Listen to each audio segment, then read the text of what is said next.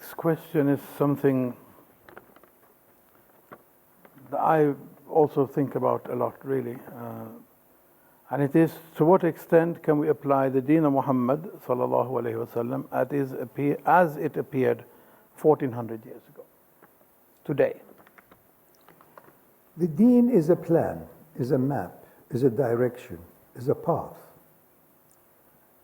And therefore, it has the two ends. One is inspired, light, the unseen, heavenly.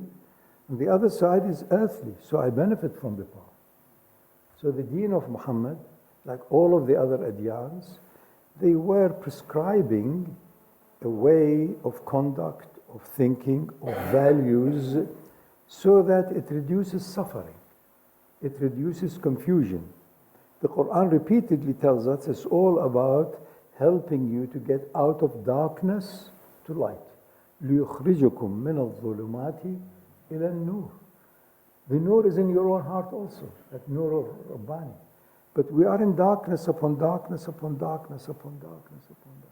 Identity and identity and identity and personality and personality. There are thousands of personalities. There is the physical personality, there is emotion, so many emotional personalities, and on and on and on. Not until you are constantly recalibrating with the inner, higher light, you are faulty.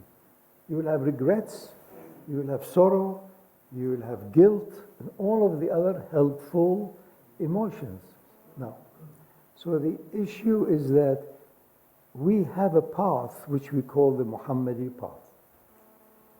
It had in it a very specific connection to the people that have not been given this indication or this message before.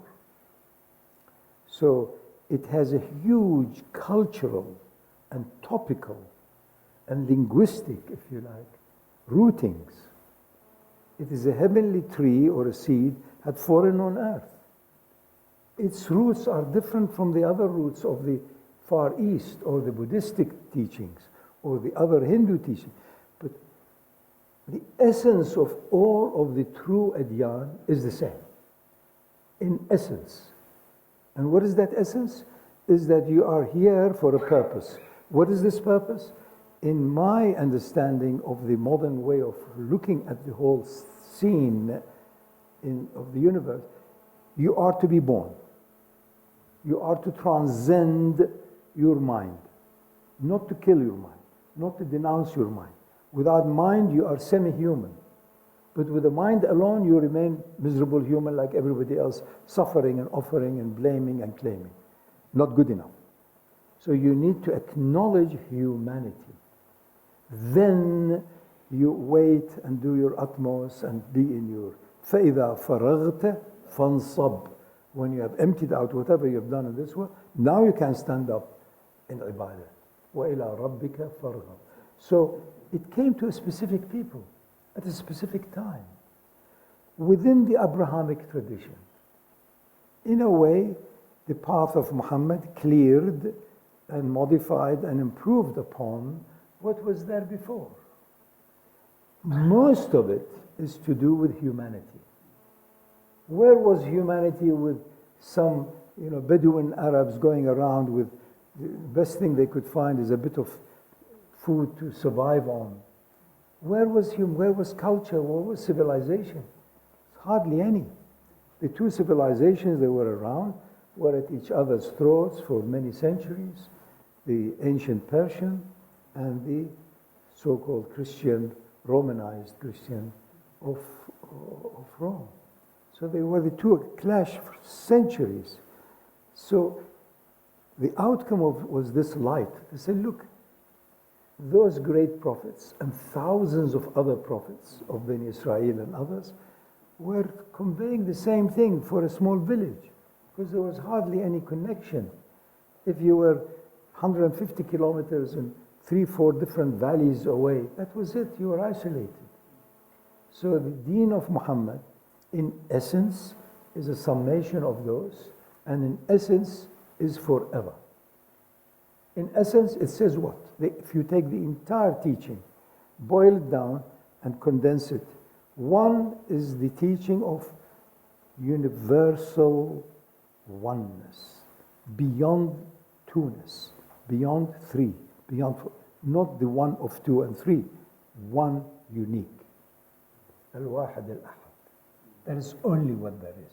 So if ever in your meditation, in your reflection, in your salat, there is something else interfering, then you have messed it up. It won't work. There has to be absolute none other than the one. So many of the teachings says, if there is anything else in your heart, then I am not in your heart. Because it has to be absoluteness. So the issue is the relative and the absolute. The absolute is the divine light in your own heart. And the relative is the so-called you. Moving your hand or moving your tongue or sitting or walking. And the two are inseparable. So the deen of Muhammad has a huge cultural, if you like, rooting. That is why it was a great success. That is why it moved the way it did. Within 200-300 years, took over the whole world at that time. So the cultural part, the habitual part, the humanity side is immense. You hardly find that in the Buddhist.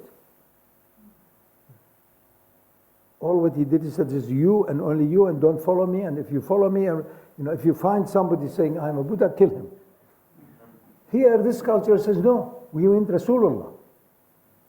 It's a different domain. It's a different part of the world, different time. So the path of Muhammad is that there is none other than the one, and you are here in order to be tuned, acknowledged, be submissive, die into that eternal cosmic oneness. This is number one teaching. Number two teaching is that no matter what touches your head, your heart, your intention, your emotion, whatever is registered in you, nothing ever escapes. And if you don't admit it now, that you are covetous of somebody else who has money or power or beauty, if you are not admitting it now, you will see it in your account after death. So all of this issue of enlightenment, transcendence, you will be enlightened after you die. If you are not content, then be enlightened now. How? Give up everything. How? Die from the illusion that you are this, that, or the other. The entire biography.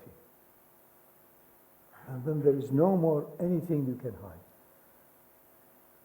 There are thousands of ways of seeing how Allah is teaching us. Allah is in charge. Everybody seems to be objecting to the fact that more and more in the world, we are unable to hide your whatever you want to hide. So this is becoming more and more transparency. I think this is direct intervention of Allah. What are you trying to hide? What? So you are being prepared for easy death. Nothing to hide. So otherwise, every 5 minutes, as you are dying, say, no, I had to hide something. What is it to hide? So, the deen of Muhammad had in it enormous impact upon people who were individualistic, roaming around trying to survive, because that's the drive. Every human being is obsessed with life. And that obsession begins with your home, with you. So you are obsessed with life itself. So you're obsessed. So until you know that life itself is forever, you will never be relieved. Because you have identified yourself with your life, with days, months, years, birthday, and all those things that reinforces the illusion of separateness. Until you really know that life is forever. And your life is not separate from that which is forever. So what's the problem?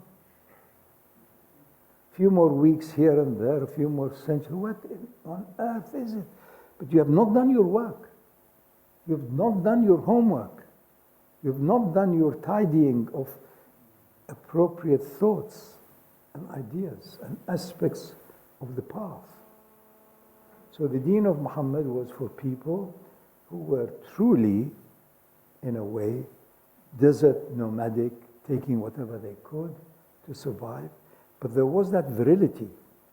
And there were the ideas also of gods and gods and gods and gods. And there was also God of gods. The idea of Allah was already. So it connected. So they said, it's not for me, it's for Allah. So I'm ready to die. I'm ready to give in.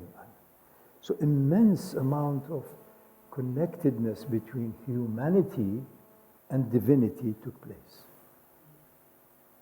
Humanity was honored and so on, but divinity and its light drove these people. So they were fearless. Fear of what? I'm going to die anyway, so for the sake of the absolute, for the sake of that which I am obsessed with, Allah. Doesn't matter. And people would pray that may I die as a martyr or may I die in the way of Allah. So, but it has to be balanced with other aspects of that knowledge, such as there is only Allah and truth. Even your lie, even that darkness is allowed by Allah for you to suffer from it.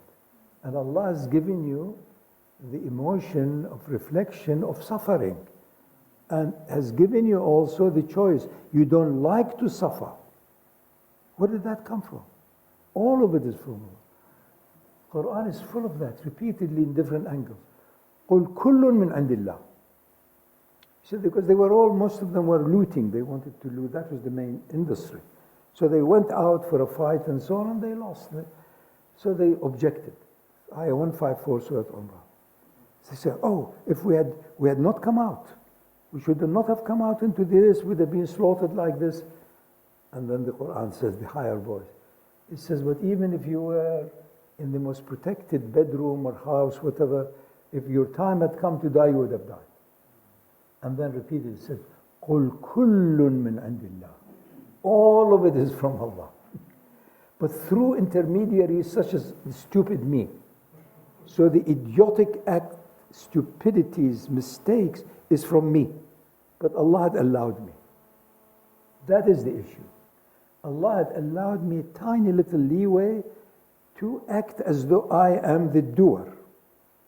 So I pretend I have done it. Only when you have had success and I said, I did it. But if it went wrong and so on, you say, oh, who did it? You look around. You want to blame and claim.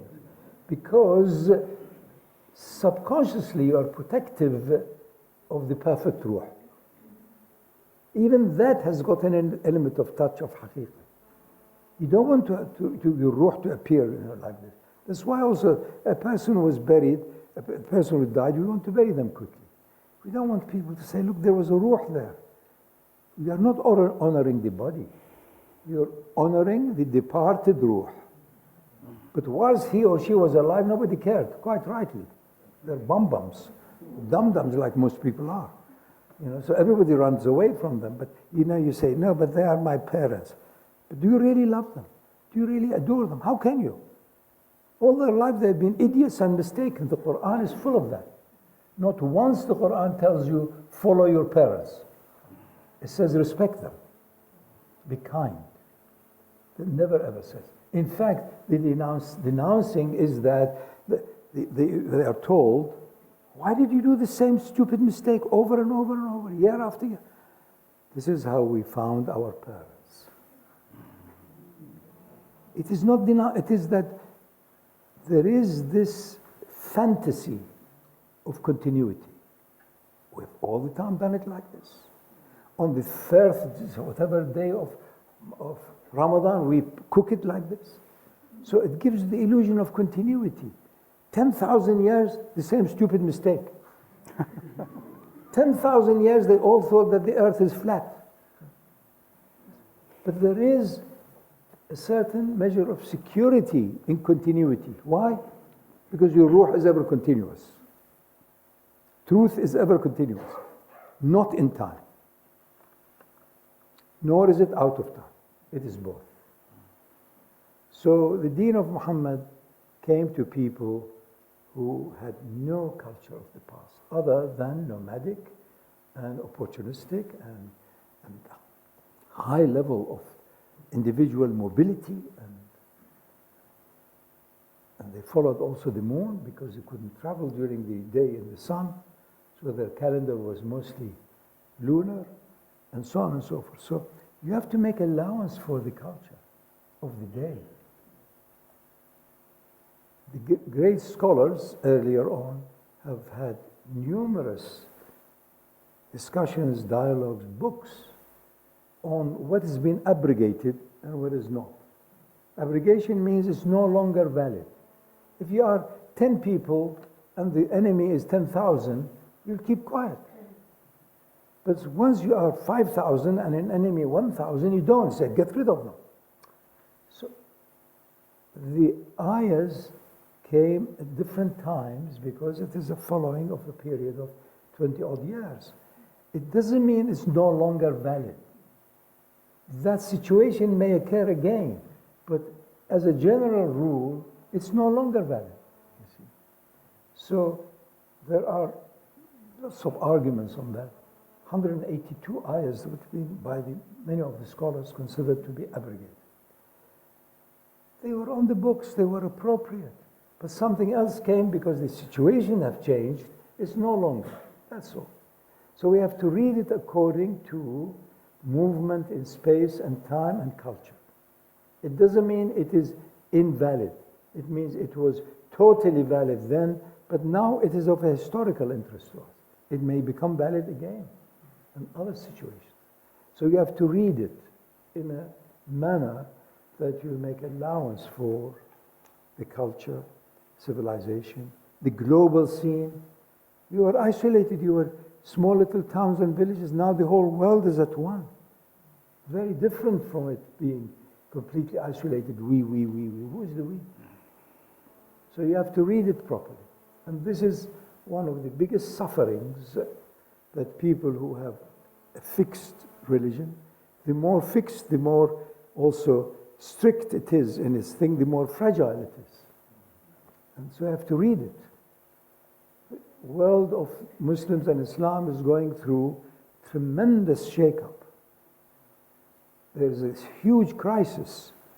It's not a spiritual crisis. It's a civilization crisis.